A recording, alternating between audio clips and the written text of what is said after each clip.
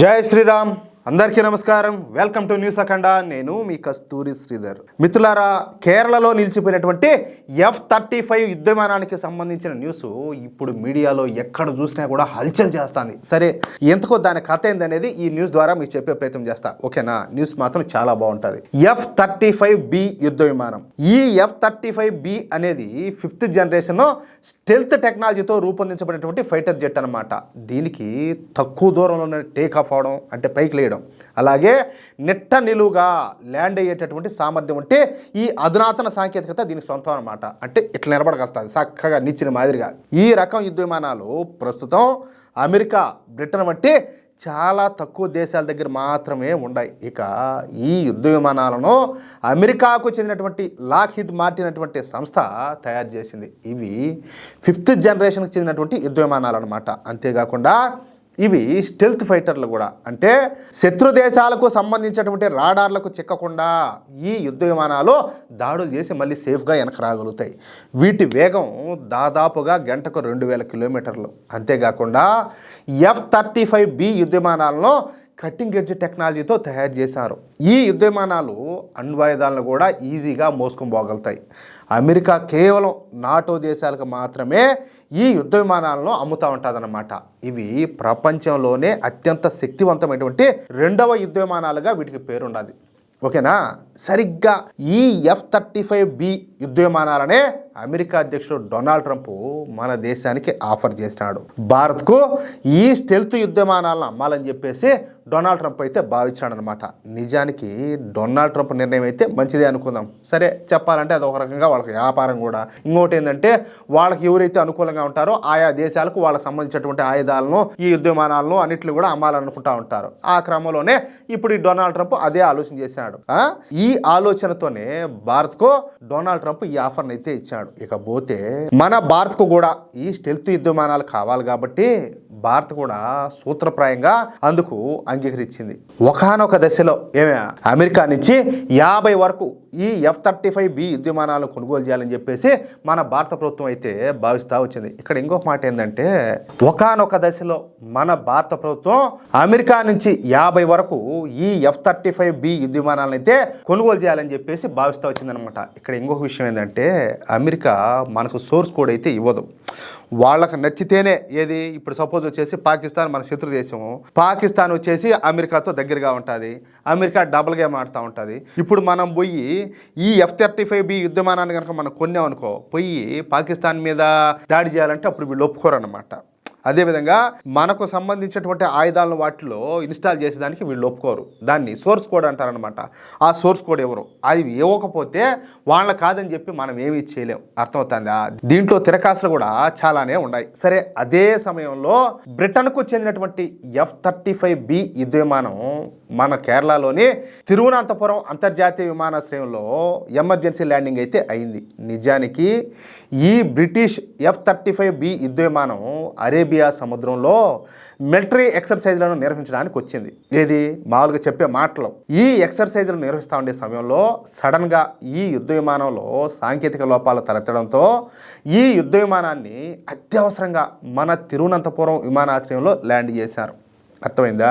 అయితే మొదటగా ఈ యుద్ధ విమానంలో సాంకేతిక సమస్యలు ఏర్పడినాయని చెప్పకుండా వాతావరణం అనుకూలించలేదు, అందుకే ఈ విధంగా ఎమర్జెన్సీ ల్యాండింగ్ చేయాల్సి వచ్చిందని చెప్పేసి మాట్లాడినారు. మళ్ళీ ఆ తర్వాత అంటే వాతావరణం అనుకూలించిన తర్వాత కూడా ఈ ఫైటర్ జెట్ అయితే ఎగరలేకపోయింది. దీంతో దాంట్లో ఇంధనం అయిపోయింది, అందుకే ఎగరలేకపోయిందని చెప్పేసి మళ్ళీ ఇంకొక అబద్ధం చెప్పినారు. ఇక వెంటనే స్పందించినటువంటి మన మోడీ ప్రభుత్వం ఆ యుద్ధ విమానానికి ఈ ఇంధనాన్ని అయితే అందించింది. సరే రా, మేము ఇచ్చాములే, ఆయలేదు మేము పోతాము, సరే మీరు పోండి అని చెప్పేసి వీళ్ళు డీజిల్ కొట్టేశారు. అయినప్పటికీ కూడా ఈ F-35B యుద్ధ విమానం ఎగరలేకపోయింది. చూడండి, దీంతో కొన్ని రోజుల తర్వాత సింగపూర్ నుంచి 30 మంది ఈ ఎయిర్క్రాఫ్ట్ ఇంజనీర్లు కేరళకు వచ్చి ఈ F-35B యుద్ధ విమానంలో లోపాలు కనుక్కోవడానికి ప్రయత్నాలు చేశారు. ఇక్కడ ఇంకొక విషయం ఏంటంటే, వాళ్ళు ఏం చెప్పినారు తెలుసా, మీరెవరే కానీ దాని అంచులు కూడా బాగకూడదు, దాన్ని ఎక్కడికి అండర్ గ్రౌండ్ లేక కానీ ఎక్కడికి కూడా తీసుకొని పోకూడదు, బేస్మెంట్ లేక కానీ ఎక్కడికి కూడా తీసుకొని పోకూడదు. అది ఎక్కడైతే ఉండదో పబ్లిక్ ప్లేస్లో అట్నే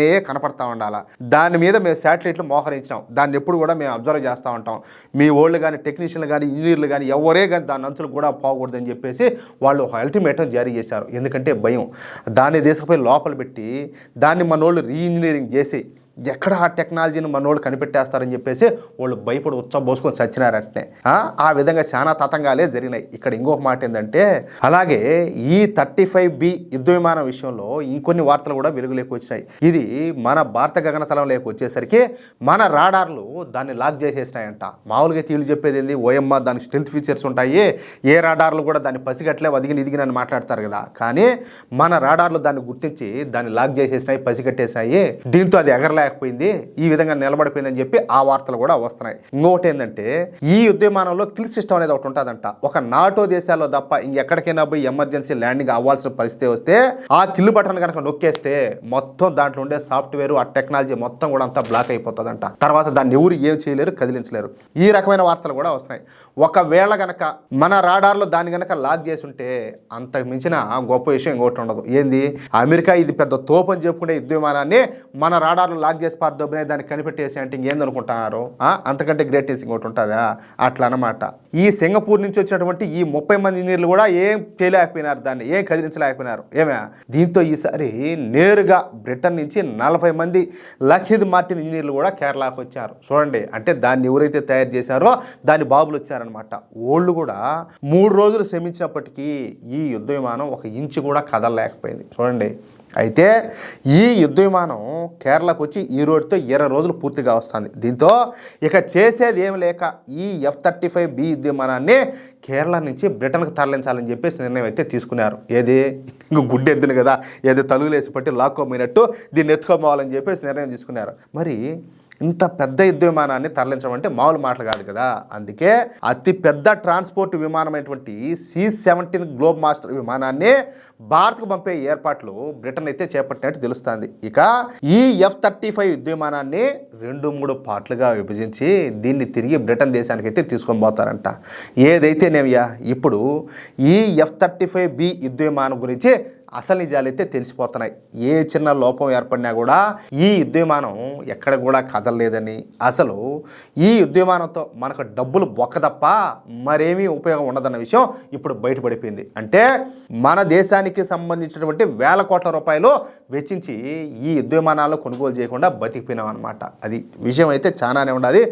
మనకు తెలియనటువంటి మ్యాటర్ కూడా ఇంకా ఏదో ఉండాలి. అంటే కొంతమంది ఏం మాట్లాడతారంటే, అమెరికాకు ఒక నీచమైన బుద్ధి ఒకటి ఉన్నది. కొన్ని దేశాల మీద ఈ గూఢచర్యం నిర్వహిస్తారనమాట. అదే క్రమంలో ఈ విమానాన్ని ఇక్కడికి పంపించి ఇక్కడ గూఢచర్యం నిర్వహించారని కూడా కొన్ని వార్తలు కూడా వస్తున్నాయి. అంటే స్పై చేయడం అనమాట. చూద్దాం ఏం జరిగిందో, ఏం జరుగుతుందో.